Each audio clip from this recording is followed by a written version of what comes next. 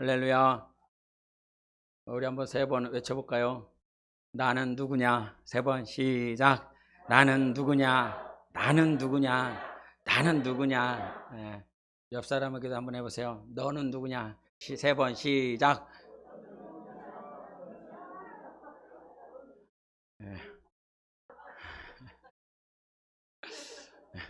이제 제가 여러분에게 질문을 하겠습니다. 그러면 여러분이 대답을 하세요.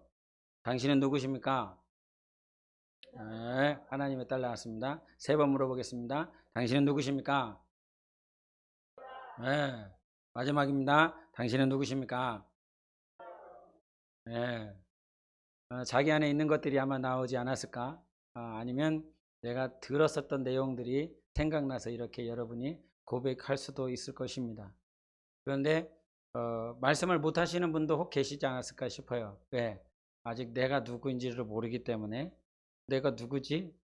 옛날에 중고등학교 다녔을 때에 이런 질문을 많이 물어봤던 것 같아요. 또 윤리 시간에도 그런 시간들을 가진 것 같은데, 그러나 확답을 갖지 못하고 지금까지 사시고 계시는 분들도 있고, 그 답을 어느 정도는 알고 계시는 분도 있을 것이라 이렇게 생각이 되어지는데, 이 최진석 교수님이라고 하는 서강대 철학 교수님이 계셨어요.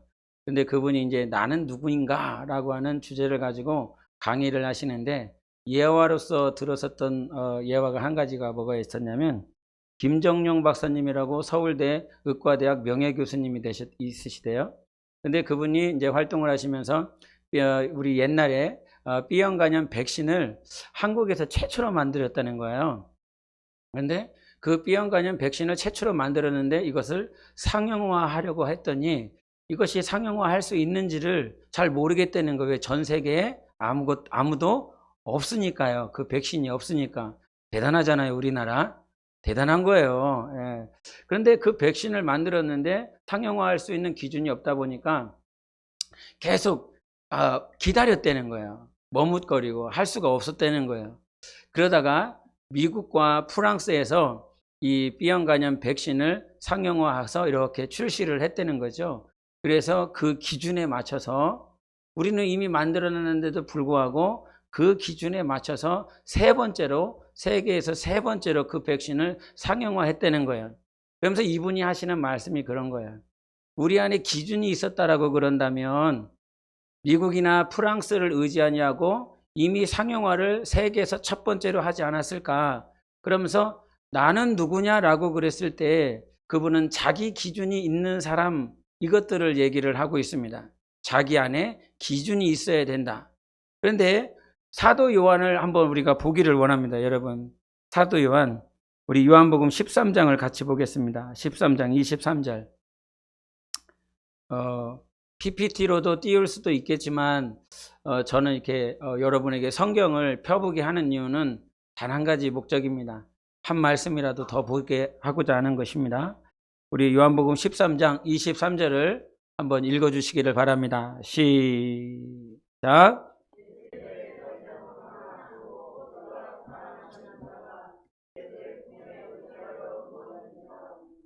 예, 여기서 말씀하시는 것이 무엇입니까?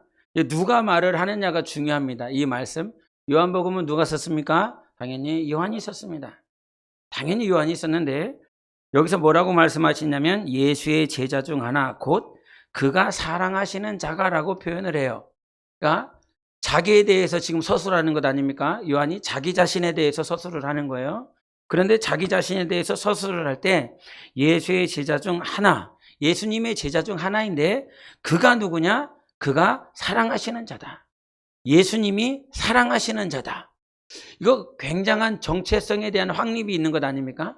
자기가 누구인지에 대한 것들을 어떤 내가 경험하고 내가 이론을 가진 것이 아니라 내가 나 자신을 정의할 때 누구로부터 정의를 했냐면 하나님께로부터 정의를 했어요. 그가 사랑하시는 자, 예수님이 사랑하시는 자가 나라고 고백하고 있는 것입니다. 세상에 유명한 교수들은, 지식인들은 무엇인가 자기 기준을 만들어가고 있지만 그 기준 역시도 틀린 것이고 진리가 되어지지 않습니다. 그런데 하나님이 나에게 오늘 뭐라고 말씀하시는지, 내가 누구인지를 하나님께로부터 알아야 되는 것입니다. 나는 누구냐? 너는 누구냐? 라고 물어봤을 때 우리의 대답, 우리의 고백은 하나님께로부터 나와야 되는 것입니다. 요한복음 21장 20절에도 이렇게 말을 합니다. 베드로가 돌이켜 예수께서 사랑하시는 그 제자가 잊지 않고 있는 거예요. 예? 그 끄트머리 요한복음 21장에서도 예수님을 부인하고 떠났었던 제자들에게 찾아왔었던 예수님, 그러면서 베드로와 그 제자들이 함께 어우러져서 식사를 하고 있었던 그때에도 베드로가 나를 봤을 때 베드로는 나에 대해서, 즉 요한에 대한 인식이 어떤 인식이었어요? 예수님이 사랑하시는 자. 옆 사람을 인식할 때 어떻게 인식을 해야 돼요? 예수님이 사랑하시는 자, 주님이 사랑하시는 자. 이것이 우리 안에서 정립되어질 때에 하나님과 우리 사이가 온전하게 관계와 사귐이 이루어질 줄 믿습니다. 제가 개척하면서 지하 선거에 있을 때에 제가 이렇게 애완동물을 키웠어요. 근데 그게 한 3, 4살 정도 됐었던 거죠. 그런데 그 애완동물이 한 3, 4살 됐는데 원래는 다리 2개로 걷는데 3, 4살 되니까 진화하지 못하고 성장하지 못하고 퇴화를 해서 4발로 걸어요. 왜 그랬냐면 라이언 킹을 보여줬더니 이게 2발로 걷기를 시작하더니 어느 순간 4발로 걷더라고요. 혹시 라이언 킹이 뭔지를 모르시는 분이 있는 것 같은데, 그 당시에 라이언 킹이라고 하는 애니메이션이 이렇게 나왔었거든요. 근데 그 내용을 잠깐 말씀을 드리면, 아버지 왕, 수사자 무파사라고 하는 왕이 있었어요. 무파사. 네? 그 왕이 있었고, 이제 그 동물의 왕국에 이제 자기 아들이 태어났는데 그 아들 이름이 심바였어요. 근데 그 삼촌이 하나가 있었는데 얘는 스카예요. 네? 그 스카가 이 동물의 왕국의 왕이 되고 싶어서 본래 왕이 있는 무파사가 있었는데 이 무파사를 죽이려고 그럽니다. 그래서 결국은 이 아들 심바를 이용을 해서 그 아버지 왕을 죽여버려요. 그러니까 결국은 이 심바는 자기 때문에 자기가 실수해서 아버지가 죽게 됩니다. 그래서 자기가 자책하고 그 동물의 왕국에 살 수가 없어서 도망가 버려요. 그래서 그 동물의 왕국을 떠나서 곤충들이 사는, 벌레들이 사는 그런 곳에 와서 그 어린 나이 때 시간들을 보내면서 성장하게 됩니다. 시간이 지나고 나니까 당연히 이 심바는 성장하게 됐죠. 크게 됐을 거란 말이에요. 그런데 그 시간이 지나고 난 다음에 자기가 어렸을 때 함께 놀았었던 그 날라라고 하는 여자친구가 있었어요. 네? 날랄이 아니고 날라가 와서 그 심바를 발견을 하는 거예요. 그러면서 그 심바한테 하는 말이 뭐냐면, 너는 왕이니까 다시 동물의 왕국에 돌아와서 그 동물의 왕국을 회복시켜야 된다, 이런 얘기를 해요. 그런데 그 심바가 뭐라고 얘기를 하냐면, 나는 그럴 자격이 없다. 나는 두렵다. 나는 회복할 힘도 없다. 그런 얘기를 합니다. 그런데 이 심바가 죽지 않고 살아있다라고 하는 소식을 그 동물의 왕국에 있었던 원숭이 제사장이 들어요. 할렐루야. 애니메이션 얘기를 해주니까 굉장히 심취하면서 들으시네요. 설교 들을 때는 그냥 조시는데. 그런데 그 원숭이 제사장이 그 심바를 만나러 왔어요. 만나러 와서 하는 말이 뭐냐면 아버지가 살아있다는 거예요. 그러니까 이 심바가 너무 깜짝 놀라는 거죠. 자기는 죽어 있는 줄 알았는데. 그래서 그 심바를 데리고 가서 아버지가 살아있다라고 하는 것을 보여주기 위해서 그 숲에 연못가로 가요. 연못에 가서 그 심바가 그 연못을 보게 만들어요. 그랬더니 그 연못에, 그 물에 자기의 얼굴이 투영이 되는 거죠. 그래서 그 투영되는 것을 보면서 실망을 하는 거예요. 아버지가 살아있을 거라고 생각을 했는데 자기 얼굴을 봤어요. 그런데 그때에 그 얼굴을 보면서 심바가 실망하고 있었을 때 하늘에서 구름이 일어나면서 무파사의 형상이 일어나요. 발음을 잘해줘야 돼요. 그 무파사가 이렇게 하늘에서 형상을 보이는 거예요. 그러면서 그 심바한테 하는 말이 뭐냐면 너는 나를 잊었다는 거예요. 아버지가 아들한테. 그런데 아들이 아버지한테 뭐라고 그러냐면 나는 한 번도 잊어본 일이 없다고. 아버지를 한 번도 잊어본 일이 없다고. 그랬더니 그 아버지가 뭐라고 얘기를 하냐면 네가 누구인지를 모르는 것. 그것이 나를 잊어버린 것이다 라고 말을 하는 거예요. 뭐라고요?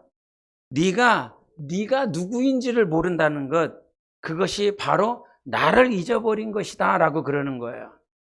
그러면서 그 뭉게구름의 그 구름의 형상, 아버지의 형상이 사라지면서 계속 말을 해요. 뭐라고 얘기하냐면, 이건 영어니까 잘 들어야 돼요. 영어예요. Remember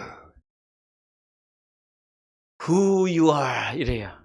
이거를 3번 계속 이렇게 메아리 치듯이 remember 그래요. 기억하라는 거예요. 네가 누구인지를. 우리가 신앙생활 하는 데 있어서 이 애니메이션 잠깐의 얘기일 수 있겠지만 이 두 문장이 저에게는 굉장히 인상적이었어요. 네가 누구인지를 잃어버리는 것이 내가 누구인지를 모른다면 하나님 아버지를 잊어버리는 거예요. 내가 누구인지를 모른다면 우리는 하나님의 형상대로 지음받았습니다. 하나님의 형상이 우리 안에 있어요.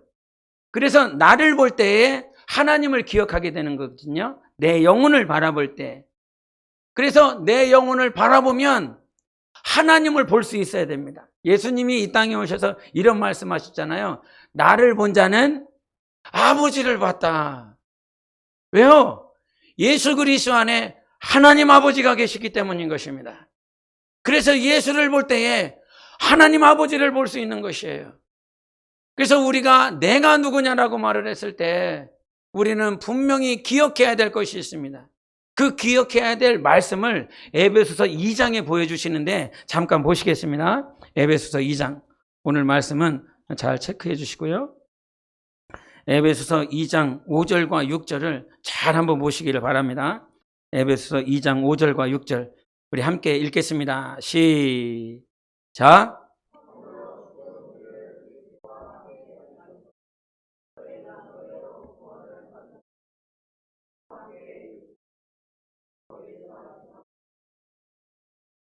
예, 아멘.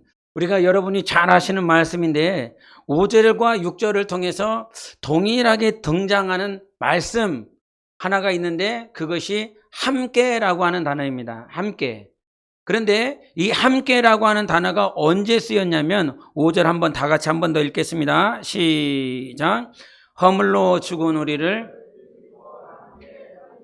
함께가 언제 사용되었습니까? 살리셨다고 했을 때.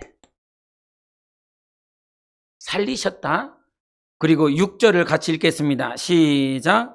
또 함께 일으키사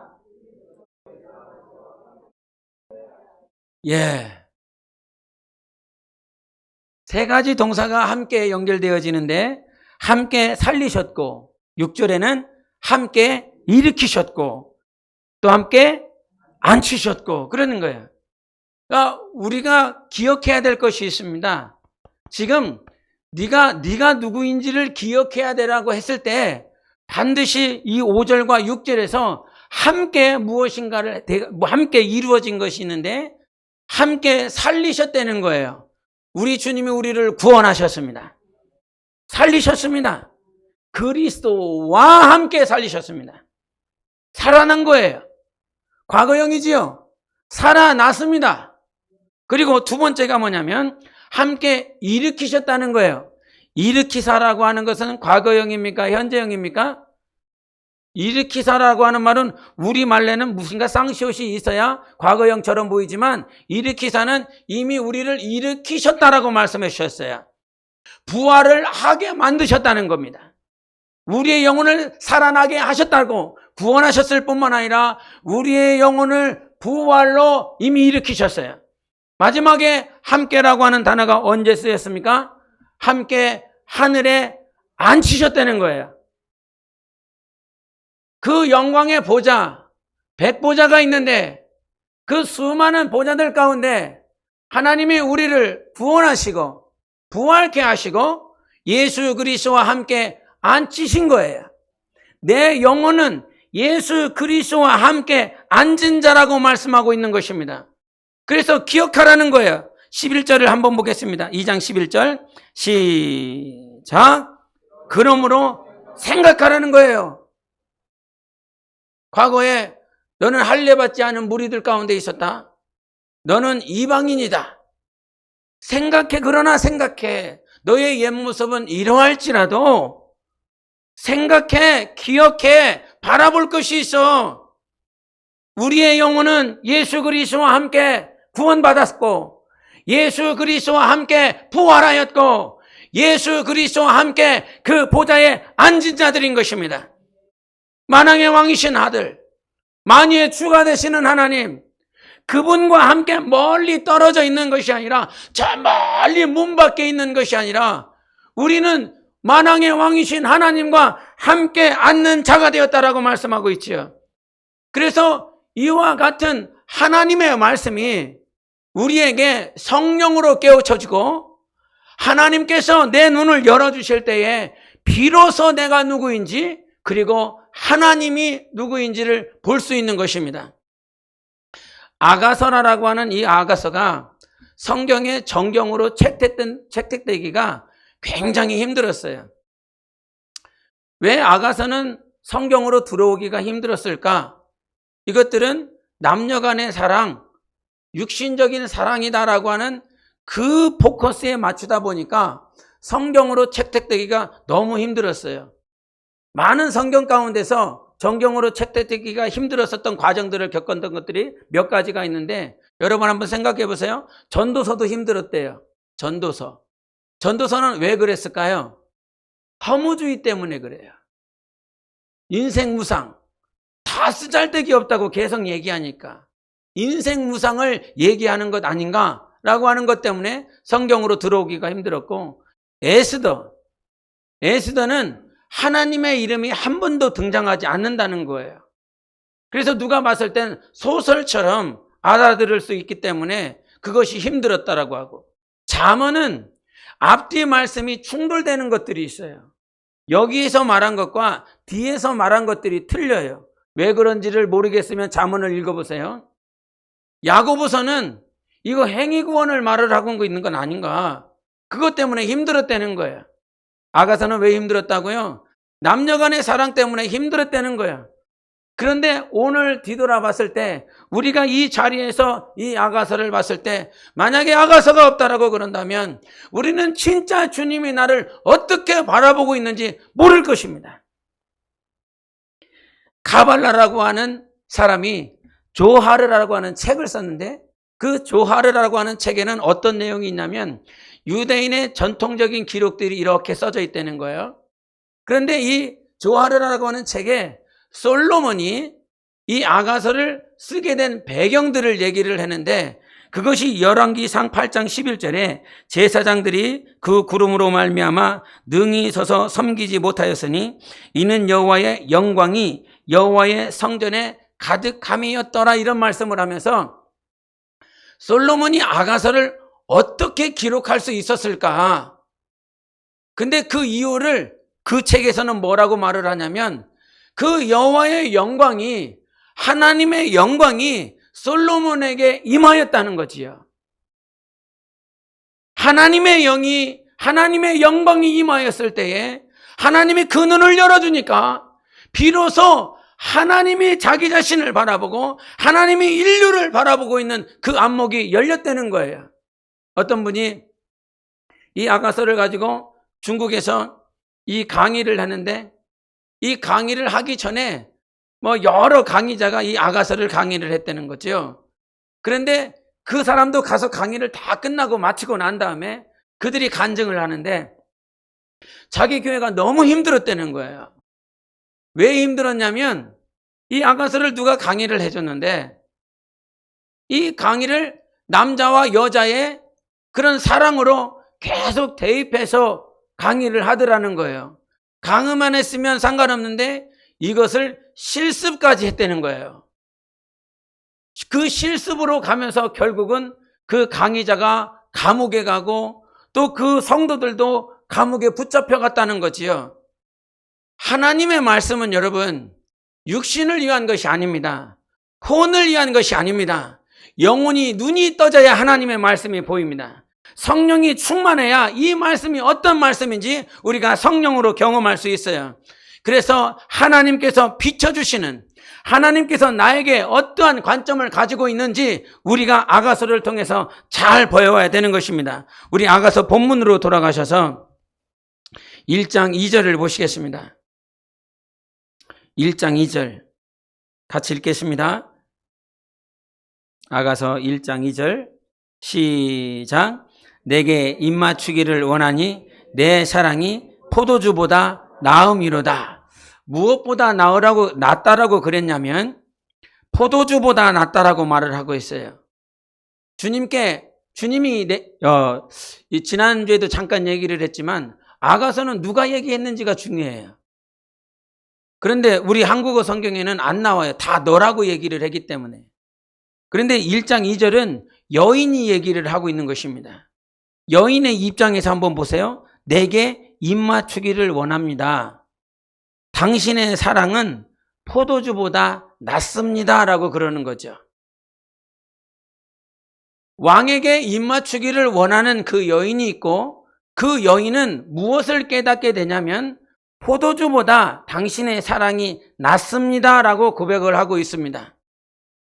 여러분, 우리에게 눈이 떠져야 된다라고 그런다면 이 세상의 그 어떤 기쁨으로도 주 예수께서 나를 사랑하시는 그 사랑을 대체할 수 없습니다. 주님은 우리를 사랑하십니다. 그런데 우리는 이 세상의 기쁨을 하나님의 사랑보다 더 높이 놓으려고 그럽니다. 왜? 이 세상의 기쁨을 잠깐 누리면서 좋았던 시간들이 있거든요. 그러나 이것은 하나님의 사랑에 정말 이건 모독을 하는 것입니다. 예수 그리스도의 그 십자가의 사랑을 모독하지 마십시오. 주님의 사랑은 이 세상 그 어떤 만물을 다 나에게 준다 할지라도, 천하 영광을 내게 준다 할지라도 예수 그리스도의 사랑, 하나님의 사랑과 바꿀 수 없습니다. 대체할 수 없습니다. 그래서 이 땅에 살아있는 동안 허송세월 하지 마시기를 바랍니다. 이 세상 기쁨 없습니다. 이 세상 그 어떤 쾌락과 향락이 주님의 사랑을 대체할 수 없습니다. 지난 수요일에 말씀을 같이 나누면서 우리가 왜 젊을 때 힘을 다해야 되는지 기억하십니까? 우리가 왜 젊어서 힘을 다하고 싸워야 되는지, 그 말씀을 끝나면서 이 목회실에 잠깐 앉아 있을 때 주님이 다시 한번 생각나게 해주시는 것은 무엇이냐면 늙어서는 땅을 정복할 수가 없다는 사실이에요. 노병은 전쟁터에서 써주지 않습니다. 기력이 없기 때문인 것입니다. 노병이 아니라 오늘도 힘써 싸울 수 있는 자를 하나님께서 기억하시는데, 젊어서 주님이 주신 환경 가운데 여러분이 싸우고 계시지 않습니까? 어떤 육신의 싸움이 아니라 영적 싸움하고 있지 않습니까? 그런데 그 영적 싸움을 통해서 내가 이길 때에 그 가나안 땅을 점령했었던 것처럼 그 하나님의 나라를, 우리 영혼의 처소를 예비할 수 있다는 거예요. 그러나 늙어서 이제 아무것도 영성으로 싸우는 것이 아니라요, 우리 신앙생활은 말씀으로 싸우는 것입니다. 성령 충만함으로 싸우는 것입니다. 그래서 젊을 때 주님이 주신 그 환경 가운데서 말씀 가지고 성령 충만함 가지고 싸우면 우리는 저 하나님의 나라를, 내 영혼의 처소를 예비할 수 있어요. 젊어서 싸워서 들어갔기 때문에 가나안 땅을 점령했잖아요. 그 땅을 나누어 가질 수 있었잖아요. 기업이 될 수 있었잖아요. 그러면서 주님께서 생각나게 해주셨던 찬송이 뭐냐면, 주님께 귀한 것 드려 젊을 때 힘다하라. 진리의 싸움을 할 때 열심을 다하여라. 모범을 보이신 예수 굽히지 않으셨네. 너희는 충성을 다해 주님을 섬겨라. 주님께 귀한 것 드려 젊을 때 힘다하라. 구원의 갑주를 입고 끝까지 싸워라. 주님이 우리를 젊을 때 불러주신 것, 성령으로 싸울 수 있는 기력이 없는 노년에 우리를 부르신 것이 아니라 주님이 우리를 젊을 때 불러서 성령으로 이길 수 있는 기회를 주신 것입니다. 성령으로 이길 수 있는 기회예요. 그래서 수요일에는 이것이 주님이 우리의 세마포라라고 말을 했습니다.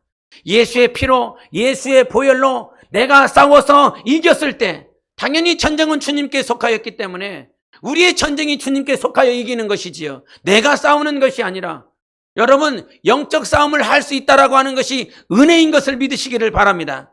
오늘도 혈기 때문에 싸우고, 사람 때문에 싸우고, 물질 때문에 싸우고, 사람과의 관계 때문에 싸우고, 그때가 어떤 때이냐면 내가 하나님으로 승리하는 기회인 것입니다. 하나님 때문에 주님 내가 이겼습니다 라고 나의 세마포와 내 영혼의 그 하늘나라를 예비할 수 있는 기회인 것입니다. 그러니까 여러분, 낙심할 필요가 없는 것입니다. 절대 좌절할 필요가 없습니다. 또 싸우면 되는 거예요. 진리의 싸움을 할 때 우리는 진리의 싸움하고 있는 자들이지 않습니까? 하나님 때문에 싸우지요. 저 인간 때문에 싸우는 거 아니지요. 예? 저 인간 때문에 싸우는 것이 아니라 하나님 때문에 싸우는 거예요. 예수의 이름 때문에, 오늘도 찬양했던 것처럼 주 예수의 이름을 위하여, 주 예수의 이름이 높임을 받도록 하기 위하여 우리가 영적 전쟁, 영적 싸움을 하고 있습니다. 이길 때마다 우리는 정복할 것입니다.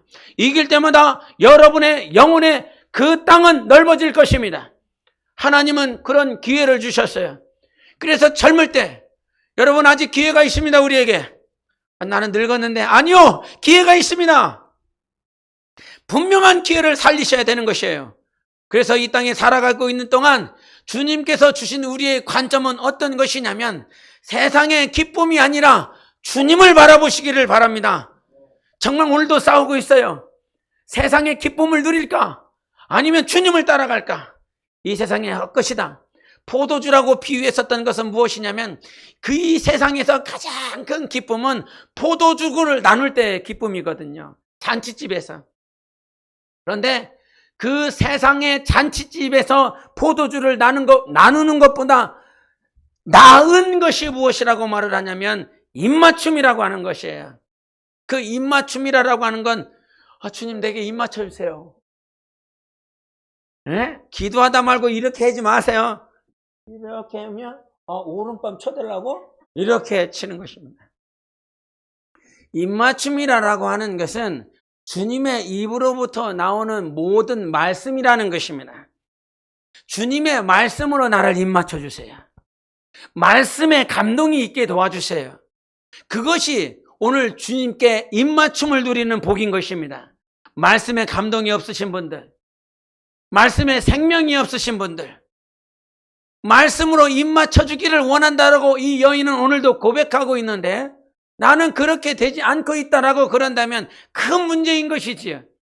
그래서 여러분, 주님께서 내 영혼에 입맞춰 주시는 거룩한 복을 누리시기를 예수 이름으로 축원합니다. 그리고 두 번째 우리가 승리해야 될 관점이 있는데요. 5절과 6절을 같이 보시겠습니다.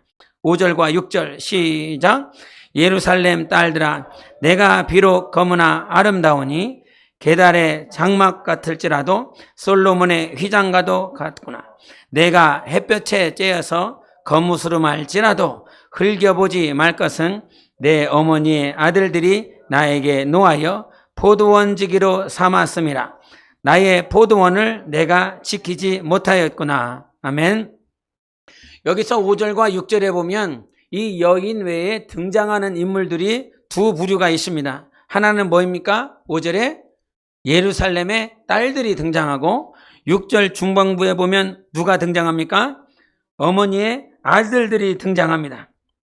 그런데 예루살렘의 딸들은 누구를 얘기하냐면 미성숙한 그리스도인들을 얘기를 해요.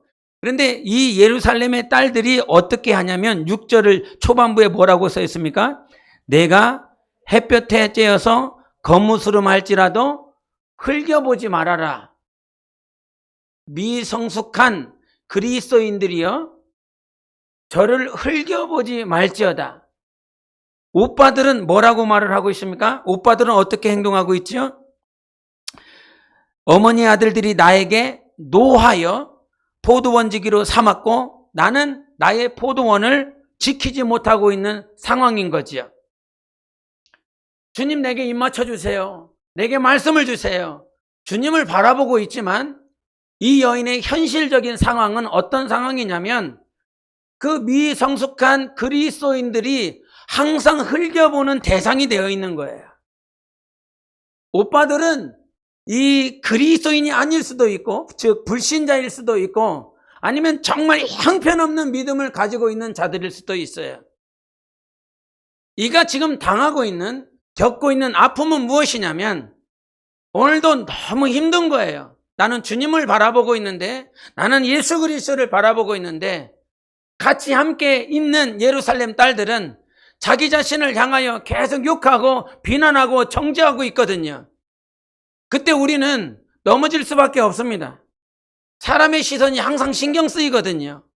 주님을 보고 있어요. 주님을 바라보고 있어요. 라고 주님 봅니다. 주님 바라봅니다. 라고 말을 하지만 넘어지는 곳이 어디예요, 여러분? 사람 때문에 신앙생활 못하겠어요.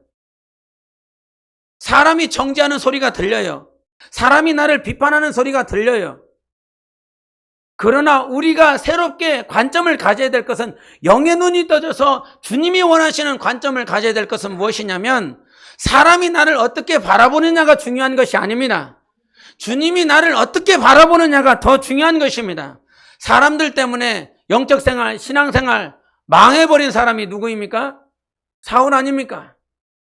자기 백성들 때문에 저들의 백성을 위로한답시고 제사드림으로 말미암아 하나님이 정말 자기에게 원하는 것들을 누리지 못하고 주님 앞에 섬기지 못했어요.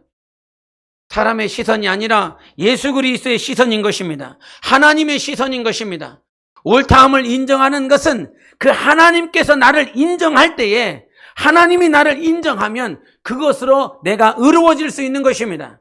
누구에게로부터 인정함을 받는 것이 아니라 하나님께로부터 인정을 받는 영적 생활을 해야 되는 것이에요. 그래서 우리가 두 가지 관점 가운데서 싸워야 되는 것은 무엇이냐면, 미성숙한 사람들은 항상 우리를 흘겨볼 것입니다. 그런데 그 흘겨보는 사람이 나라고 생각하지는 않아요. 무슨 말인지 들리십니까?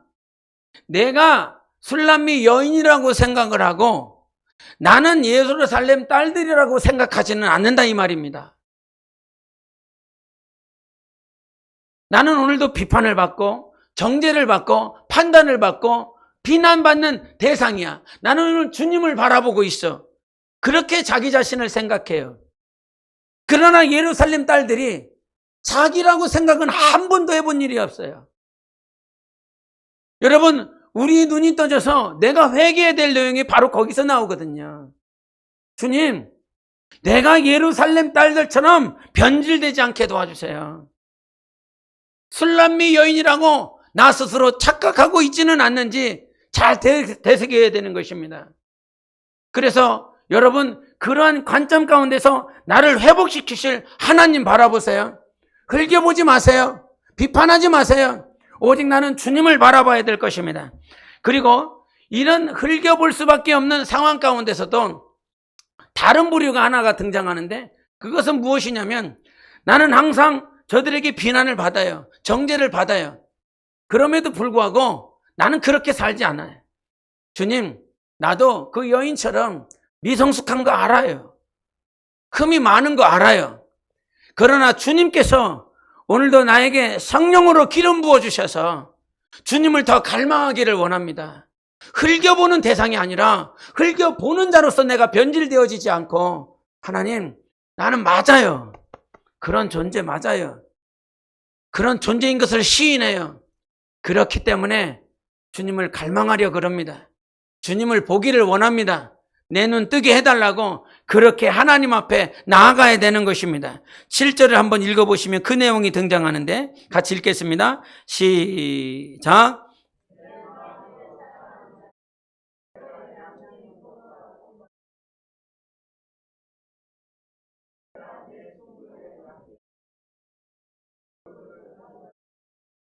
예. 그런 흘겨보는 대상, 오빠들로 말미암아 핍박을 받고 있는 그 상황 가운데서도 그 상황이 있는 것을 알아요. 그리고 힘이 들어요. 어려워요. 그 어려운 상황인데 닥쳤는데 7절에는 무엇으로 시작합니까? 내 마음으로 사랑하는 자라고 주님을 구하는 것입니다. 여러분, 이 세상에서 영적 전쟁, 영적 싸움을 이길 수 있는 유일한 방법은 내 마음, 여러분 성령으로 주님을 사랑하는 것입니다. 주님을 사랑할 때에 그 성령과 주시는 관계 속에서, 사귐 속에서 우리는 이 영적 전쟁을 이길 수 있습니다. 나를 이기게 하실 분은 하나님이십니다. 정말 주님을 사랑하는 자로서 여러분 영원히 하나님을 바라봐야 되는 것입니다. 이 7절 마지막 후반부에 등장하는 단어가요, 이상한 단어가 등장하는데 어찌 얼굴을 가린 자같이 되랴 그래요. 얼굴을 가린다라고 하는 그 의미는 어떤 의미냐면, 누가 얼굴을 가리냐면 창녀들이 얼굴을 가려요. 예? 근데 누구 옆에서 그렇게 얘기를 하냐면, 내가 네 친구의 양떼 곁에서 어찌 얼굴을 가린 자같이 되랴. 그 친구들 앞에서도 항상 이 얼굴을 가린 자처럼 부끄럽고 수치스러운 내 모양이 있다는 거예요. 그러나 여러분, 내 마음으로 사랑하는 자, 예수 그리스도 앞에 그분을 찾아야 되는 것입니다. 얼굴을 가릴 수밖에 없는 그런 수치와 부끄러운 일들이 내 삶에 있어도요, 예수만 바라봐야 돼요. 여러분 영혼으로서 영혼이 살아서 주님 보시기를 예수 이름으로 축원합니다. 우리 옆 사람에게 주님 바라보십시다 인사하겠습니다. 근데 그 주님을 바라볼 때 주님을 찾으려고 그래요. 이 7절 내 사랑하는 자야 하고 다음에 어떤 말이 나옵니까? 네가 양치는 곳과 정오에 시기하는 곳을 내게 말하라. 여기서 너는 누구예요? 네가 양치는 곳, 여기서 너는 누구입니까? 이 7절도 누가 얘기를 하냐면 여인이 얘기하는 거예요. 그러면 여기서 너는 누구를 얘기합니까? 왕을 얘기하는 것입니다. 근데 왕이 양치는 곳이 어디예요? 정오에 쉬게 하는 곳이 어디예요? 이 말은 왕이 지금 어디에 있느냐라고 하는 거예요. 오빠들 때문에 힘들고 욕하는 사람들 때문에 힘든데, 그래서 이 마음으로 주님을 찾고 싶은데 주님은 대체 어디 계십니까? 그랬더니 해답이 나와 있어요. 8절에 같이 읽겠습니다. 시작. 여인 중에 어여쁜 자야, 네가 알지 못하겠거든 양떼의 발자취를 따라 목자들의 장막 곁에서 너의 염소 새끼를 먹일지니라. 아멘. 8절에 이거는 누가 얘기를 하냐면 그 여인들이 얘기하는, 노래하는 그 내용인데, 여인 중에 어여쁜 자야, 네가 알지 못하냐? 즉 왕이, 남편이 어디 있는지 알지 못하겠냐? 그러면서 하는 말이 양떼의 발자취를 따라. 첫째, 양떼의 발자취를 따라. 두 번째, 목자들의 장막 곁에. 세 번째, 너의 염소 새끼. 이렇게 얘기를 해요. 지금 우리가 찾고 우리가 만나야 될 주님이 어디 계시냐면, 양떼의 발자취라라고 하는 것은, 오늘도 그 양떼라고 하는 것은 요한복음 10장 16절에 뭐라고 말씀하시냐면, 나의 양떼들이 내 음성을 들으며 한 목자에게 있어 한 무리가 될 것이라고 얘기를 해요. 한 무리가 되는 것, 한 목자가 되는 것, 바로 그것이 양들이 있는 곳이다. 한 무리가 있는 것. 이것은 공동체를 얘기하는 것입니다. 우리 주님이 어디에 계시냐면 여러분 교회에 계십니다. 여러분의 공동체에 계십니다. 그래서 주님을 만나고 싶으면 어디로 가야 되냐면 당신의 교회에 가야 되는 것입니다. 여러분의 공동체에 가야 되는 것입니다. 그때 주님을 만날 수 있어요. 그런데 그런 공동체를 찾지 않고 세상을 지금 막 찾고 있지요. 세상에서 가나안 성도가 되어서 정말 주님이 있는 그 공동체, 양떼들 가운데 들어가지 않고 있다라고 하는 사실이에요. 두 번째는 어디서 주님을 찾을 수 있습니까? 목자들의 장막이라고 하는 목자, 즉 여러분의 지도자에게 있습니다. 때로는 연약하고 부족한 지도자일 수 있겠지요. 달란트도 부족하고 은사도 부족한 그런 지도자일 수 있습니다. 그런데 하나님은 질서를 통해서 역사하시기 때문에 그 지도자를 통해서 주님을 볼 수 있습니다. 그러나 지도자는 완전하지 않습니다, 여러분. 지도자가 성령으로 감당하고 기도하고 성령의 인도받아 감당하려 할 때 그때에 주님을 만날 수 있습니다. 그래서 여러분, 여러분의 영적 지도자를 위해서 평생 기도해야 되는 것입니다. 그를 위해서 기도하고 여러분의 위치군자를 위해서 기도해 주세요. 육신의 모양이 당연히 나오지요. 육신의 연약한 것들이 드러날 수밖에 없지요. 그러나 주님은 그 지도자를 통해서 여러분의 주 예수 그리스도를 나타내 주시는 하나님이십니다. 세 번째로 주님이 어디에 계시냐면 너의 염소 새끼를 먹일지니라. 염소 새끼예요. 염소나 양처럼 장성한 그런 동물 짐승이 아니라 염소 새끼라 이 말입니다. 내가 맡고 있는 것, 내가 염소 새끼와 같이 어린 것처럼 때로는 약하고 보잘것없고 작은 것처럼 보이는 그 자리일다 할지라도 주님은 내가 그 염소 새끼를 치고 있을 때, 염소 새끼를 먹이려고 막 기도하고 있을 때 주님 어떻게 할지를 모르겠어요. 주님 어떻게 이 염소 새끼를 양육해야 될지를 모르겠어요. 그러나 그것들을 포기하지 않고 그것들을 내려놓지 않고 염소 새끼를 먹이고 있는 그때에 잘 먹이는지 모르겠어. 여러분 직분자로서 여러분이 영적 생활하면서 내게 맡겨주신 영혼들을 양육하고 가르치고 권면할 때 가장 힘든 것이 무엇인지 아십니까? 내가 제대로 하고 있는지 모르겠다는 거야. 제대로 가르치고 있는지, 성경을 제대로 전달하고 있는지, 아니면 정말 내 안에 성령께서 정말 역사하고 있는 건지 잘 모르겠다는 거예요. 그러나 반드시 알아야 될 것은 나는 잘 모르겠어요. 그러나 내가 먹이려고 하나님 앞에서 정직하고 진실하고 겸손하게 서 있을 때에 잘하고 있는지 모르겠지만 주님은 그 염소 새끼를 먹이려고 하고 있는 나에게서 떠나지 않고 함께 하시는 하나님이십니다. 그런 그 주님의 장막에서, 그 양떼들에서, 목자들 안에서, 그리고 내가 맡겨지는 그 염소 새끼 내 직분의 자리에 있었을 때에 우리 주님을 만날 수 있는 거예요. 왜 주님을 못 만나고 있냐면 바로 그것 때문인 것입니다. 이렇게 몸부림치고 있었을 때 오늘 본문 말씀의 시작이 12절입니다. 같이 읽겠습니다. 시작. 왕이 침상에 앉았을 때에 나의 나도 기름이 향기를 뿜어냈구나. 그렇게 갈망하며 정말 잘 모르겠지만 양떼들 가운데 공동체 안에서 섬기고 있고 목자의 말을 들으며 순종하고 있고 내게 맡겨준 그 자리에서 염소 새끼를 정말 먹이려고 하고 있는 나의 영혼을 주님은 어디로 인도하시냐면 왕의 침상으로 인도하십니다. 왕의 침소로 인도하십니다. 그거는 누구밖에는 못 들어가요? 왕의 침소, 왕의 테이블은 누구밖에 못 들어가냐면 왕의 아내밖에는 못 들어가는 거예요. 정말 모든 것들을 다 쏟아내고 교통하고 교제할 수 있는 유일한 왕의 황후밖에는 못 들어가는 거예요. 가장 사랑하는 사람, 가장 보고 싶은 사람.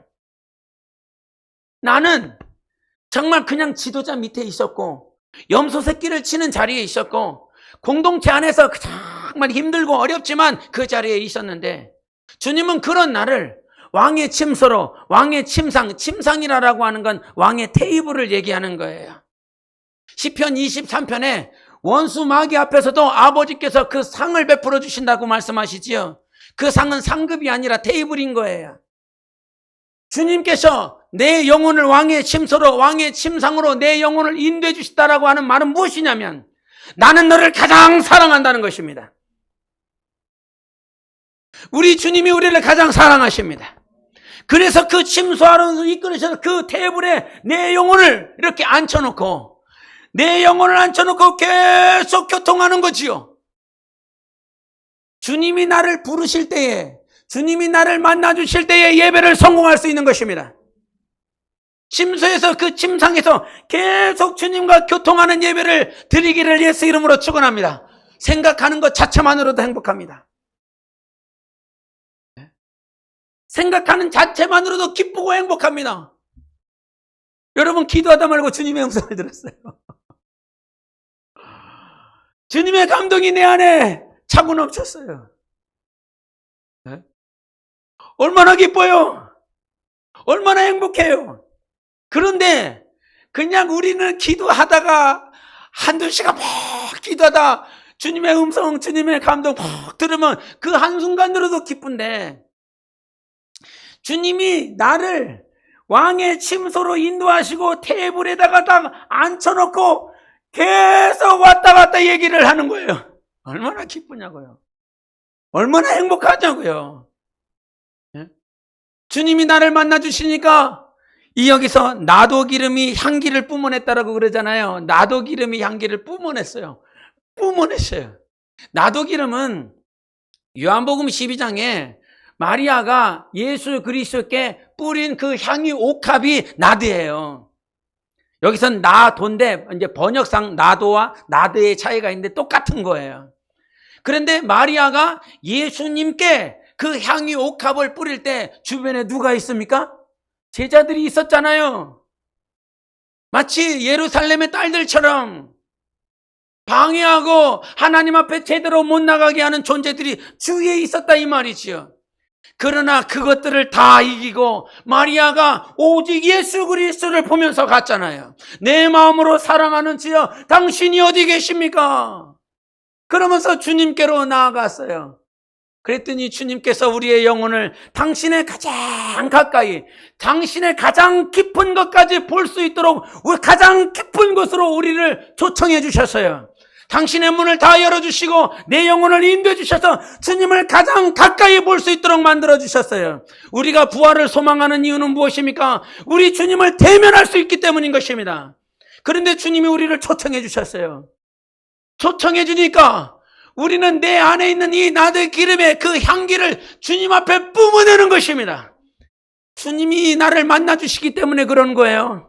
내가 막 열심을 내서 노력해서가 아니라 주님이 우리를 불러주시면, 값없이 우리를 은혜 가운데 초청해 주시면 우리 안에 영혼의 예수의 향기가 뿜어져 나오는 것입니다. 예배는 주님이 우리를 초청할 때 온전한 예배를 올려드릴 수 있는 것입니다. 그 예배 가운데 주님을 만나요.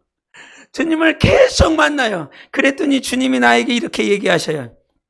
12절은 여인이 얘기한 거고요. 15절을 읽겠습니다. 15절. 시작. 나의 사랑아, 너는 어여쁘고 어여쁘다. 네 눈이 비둘기 같구나. 아멘. 그러니까 계속 보는 거죠. 계속 예배를, 지금 예배, 제 눈은 아주 이렇게 형편없어요. 주님을 보세요. 지금 주님과 계속 지금 얘기하고 있으시지요? 지금 주님만 얘기하고 계시는 거 아니지요? 할렐루야. 할렐루야. 지금 주님만 계속 얘기하고 있는 거예요?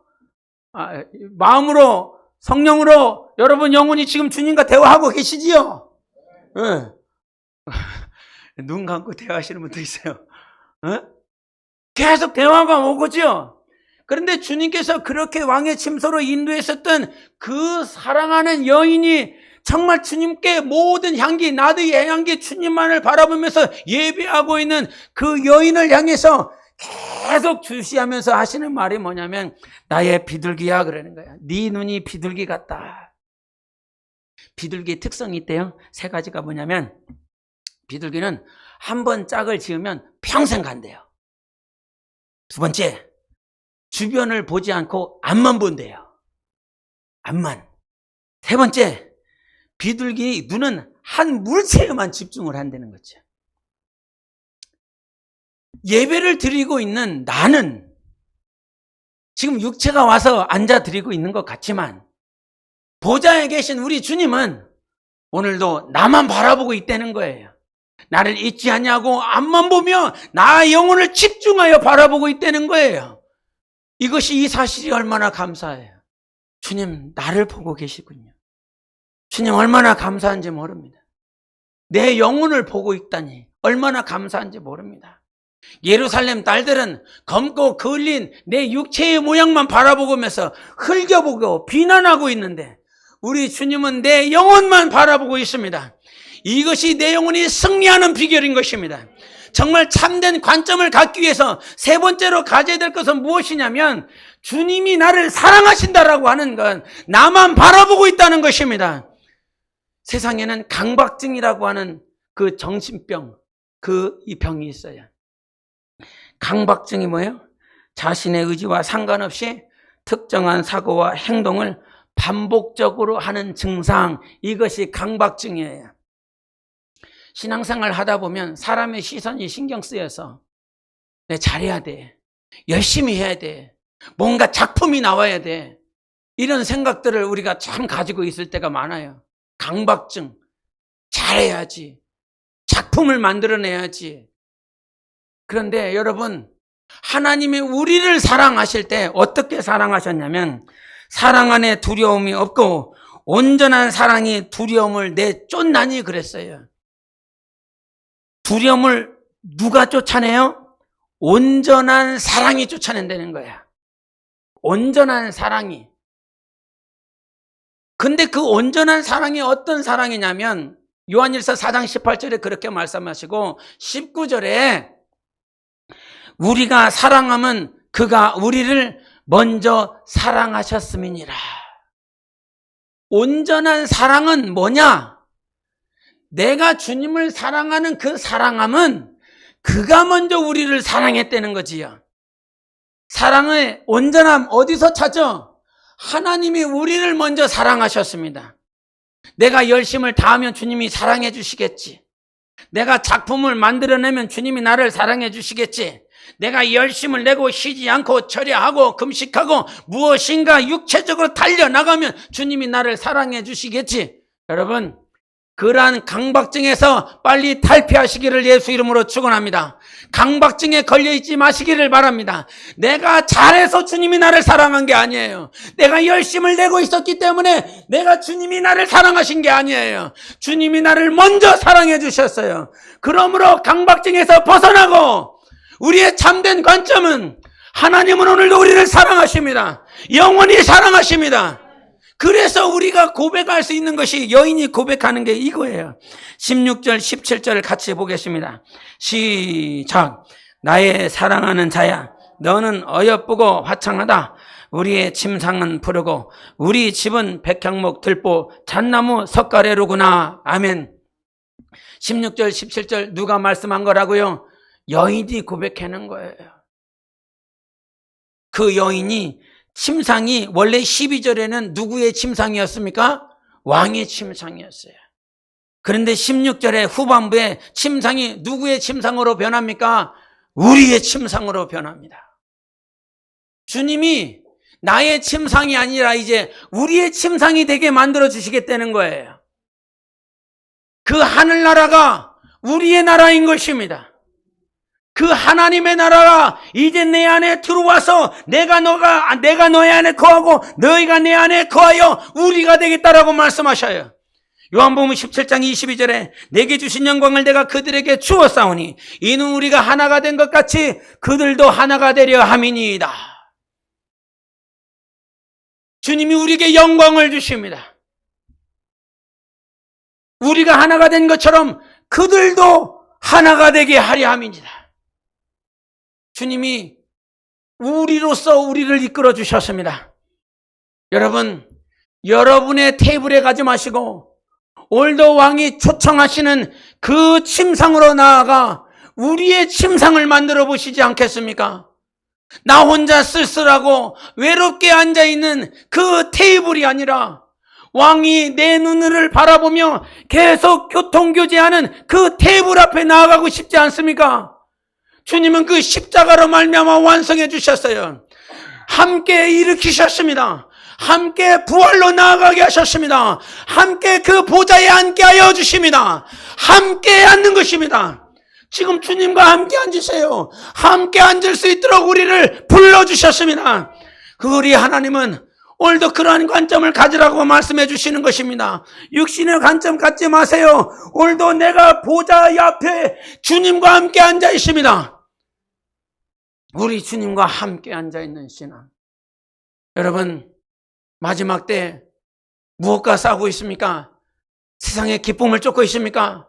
주님과 함께 앉으려고 몸부림치고 계십니까? 주님이 우리를 초청해 주셨어요, 여러분. 주님 나를 초대해 주세요. 초청해 주세요. 이 말 안 해도 됩니다. 이미 초청해 주셨습니다. 그 침소 앞에서, 그 침상 앞에서 주님이 나를 바라보고 있는 그 시선을 경험해 보시기를 바랍니다. 눈을 감고 내가 기도하고 내가 주님을 묵상할 때 주님은 오늘도 나를 바라보고 계십니다. 이제 왕의 침상이 우리의 침상으로 변화되기를 예수 이름으로 축원합니다. 성령의 눈을 열려서 정말 주 예수 그리스도로 복을 누리는 여러분의 삶이 되시기를 예수 이름으로 축원합니다.